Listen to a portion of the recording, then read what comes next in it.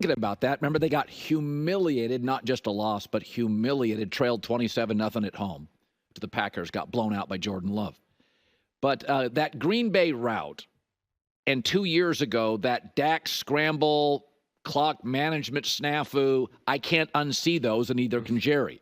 That just drove me absolutely crazy. Dak's running down the middle of the field, not calling a timeout, have to hurry to the line. You can't unsee that. And here's the thing with football coaches that's different than every other coach in America, different than hockey, baseball, and basketball coaches. There's very few games. And we watch football in America, college and pro. And with only one game a week, if you screw up, we talk about it for the next 6 games. So one moment, one clock snafu gets a lot of college and pro football coaches fired. I mean, Jim Harbaugh, first year at Michigan, and he's a great coach. First year at Michigan, 5 wins to 10.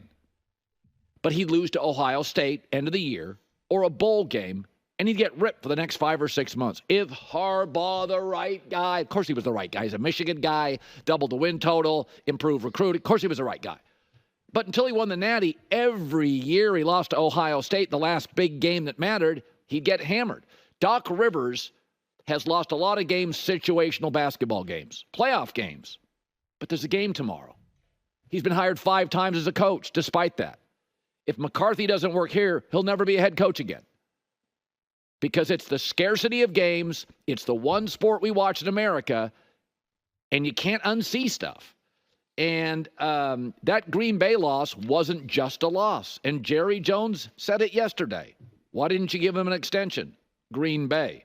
It was 48-16 at one point at home. It was 27-0.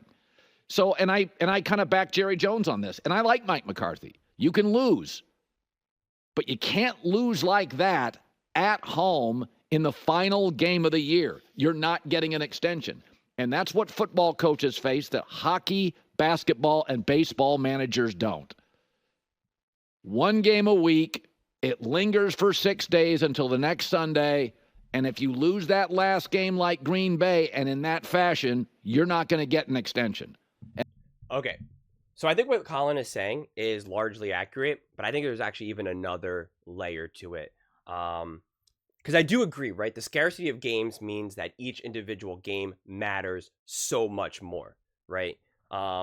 We talk about like head-to-head matchups sometimes between teams or even quarterbacks, right? People always want to talk about quarterbacks like Patrick Mahomes versus Joe Burrow or whatever, right? And it's like we're talking about like a 2-game sample size, a 3-game sample size. So we're talking about such small numbers, relatively speaking, because obviously there's limited number of games. So each game matters so much. Just drives in general matter so much. Plays, throws, because everything is so much more limited that just one fumble, one incompletion, we say that's why the Eagles, the 49ers, the whoever, they lost, right? Because, Brock Purdy didn't make that one throw in that game, they lost the game. When in basketball is a little bit differently, but basketball, they don't do that. It's not like, oh, LeBron James missed that one shot in the third quarter and that's why they lost. We don't do that. They do actually surprisingly do that a little bit more in baseball because it's so inning to inning and it's obviously such a slower sport that they can lock into a single play and there's just less runs scored. So if like a team gives up, say, has a bad inning where they give up like 2-3 runs, they'll be like, that's why they lost. Even if it was a very small part of the game. So it's actually kind of closer to football in that regard.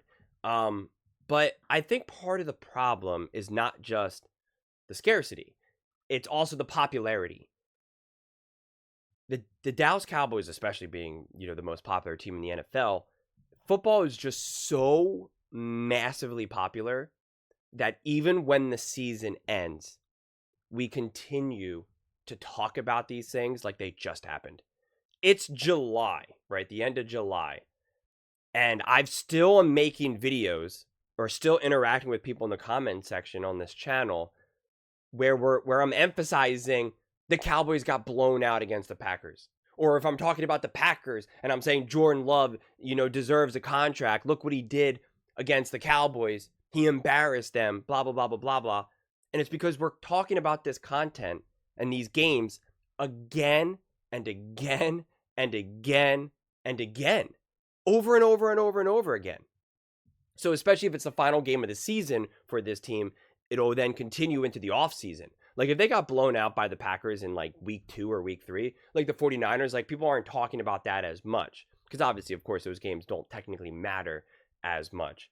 But it's not just a matter of scarcity and mattering, because let's take basketball as the perfect example. You have the Dallas Mavs, Luka, versus the Celtics. And Luka started to get higher and higher and higher and higher, especially beating the Minnesota Timberwolves and kind of beating them pretty emphatically.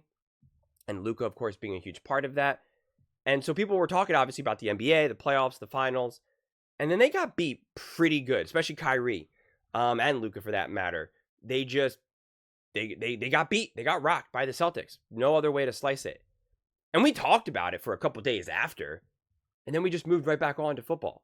People are not continually to talk about Luka. And although there was only so many games that they played in the finals, I mean, it's the championship. It's the finals.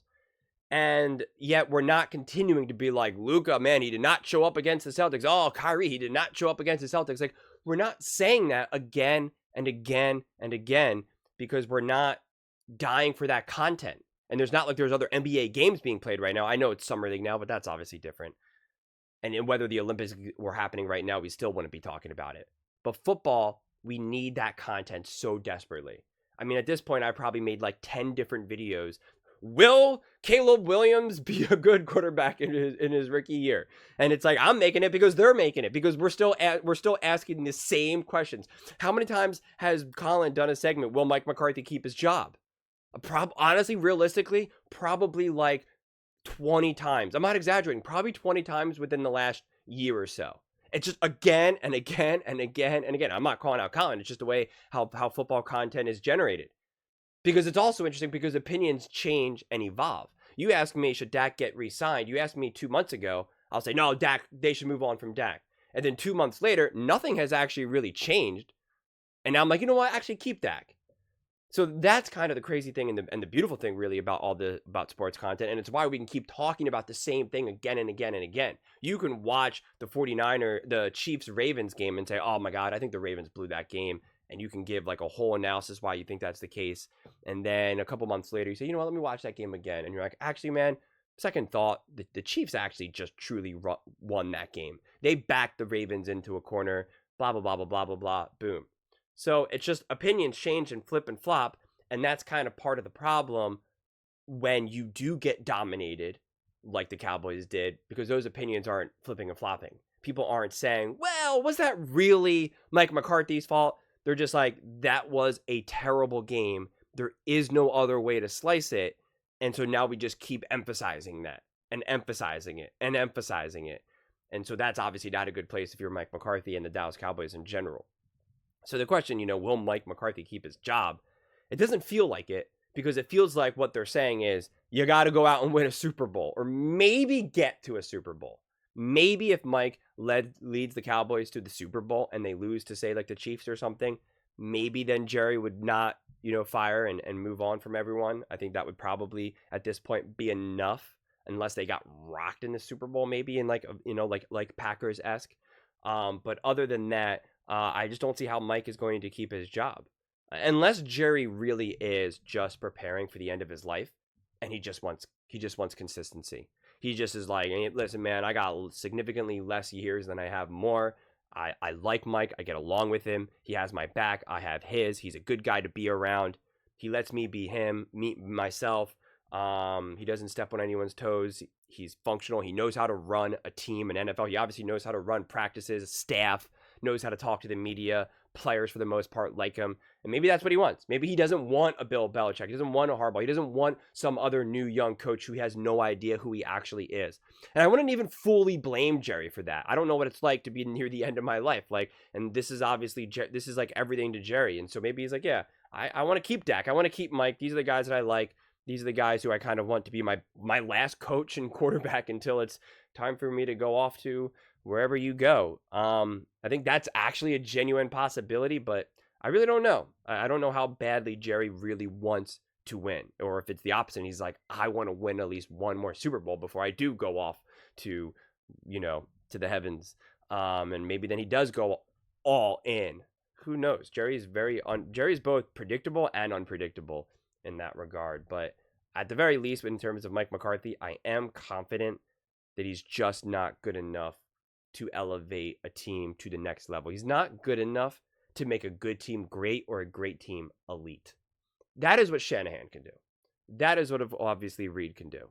That is what McVay can do. That is what I believe Shane Steichen will prove to be able to do. And there's also different levels, because some coaches are only capable of making a good team great, or an average team good, or even an average team great, but they're not able to get to a team elite, right? Like maybe Stefanski, who I think is a really, really good to great coach, like maybe he's only good at making average teams good and great, but he can't get to that elite level. That's definitely a possibility. That's probably what separates, say, a Bill Belichick or an Andy Reid from some of these other coaches. So I do think McCarthy is very competent and is good, but I just don't think he can bring you to that next level. I think he's consistently been out-coached in the playoffs, and when your coach is being out-coached in the playoffs, you just can't have any confidence. Where there's no confidence that you're going into a playoff game with an actual game plan that can set you up to win. Or when you're talking about situational football, there's no confidence that when you're going into the fourth quarter and you're down by 3, that your coach is going to be able to lead you to victory. That is a fundamental problem if you're the Dallas Cowboys or any team that doesn't have that coach that can do that. You know, and listen, most teams don't have that coach. And that's what separates those teams with those coaches from the other teams, is that situationally, I mean, you'll trust Sean McVay. Even I know Shanahan gets a bad rep, but you can trust Shanahan for the most part. You can trust Reed. Like, all these coaches are not perfect. Andy Reid has a history of making, bad mistakes, but for the most part, you can still trust them. You can trust that they're still going to 9 out of 10 times put their team in a position to succeed. And I'm not so sure you get that with Mike. And if you're not going to get that with Mike, then I'm not so sure why you should keep him. It just doesn't make sense to me. I think you end up kind of like the Steelers, where you're like a pretty good team and you're winning games and never a losing record, but you're also not really doing deep playoff runs. No one actually thinks you have a legitimate chance at winning a Super Bowl. And I wholeheartedly believe that if we took this exact team and they were all just Carolina Panthers, people would not consistently be talking about them, Mike McCarthy, Dak, all these guys, and saying Super Bowl, Super Bowl, Super Bowl. It seems like the last few years, people have consistently said they can win the Super Bowl, they can win the Super Bowl, they can win the Super Bowl. I think a lot of that hype is overblown and also just Dallas Cowboys driven. And I think if this team was like the Carolina Panthers, people would say it's a really good team, but they would compare it to like the Bills, the Bengals, kind of, maybe the Ravens, kind of, where we're like, hey, they're good, they can maybe win a Super Bowl, but like not like definitely. I think a lot of people, especially over the last couple of years, were like comfortable saying the Cowboys are gonna make it, they're gonna do it, they're gonna get over the hump, they're gonna win. And I think that was a lot of just because of the Cowboys fan base. But those are just my thoughts. I would absolutely love to hear yours. What do you guys all think? Do you think McCarthy will actually keep his job? Do you think he should keep his job? And if not, like, who should the Dallas Cowboys get as their coach? And does it matter, to try to feel out if you should get a different coach with, say, Dak Prescott, or just move on completely from coach and quarterback? Let me know in the comments below. I read every single comment, so whether you agree with me or disagree with me, either way, let's get in some discussions, let's get in some fights, but ultimately, let's just have some fun. And please do consider subscribing. We are building an amazing community here, and I'd absolutely love to see you part of it. I want to build something that we all genuinely feel connected to, something that we're really excited to be part of. I think we're well on our way to doing it. And please don't forget to give this video a thumbs up, as it really does help with the visibility and the algorithm. Thank you so much, and see you next time.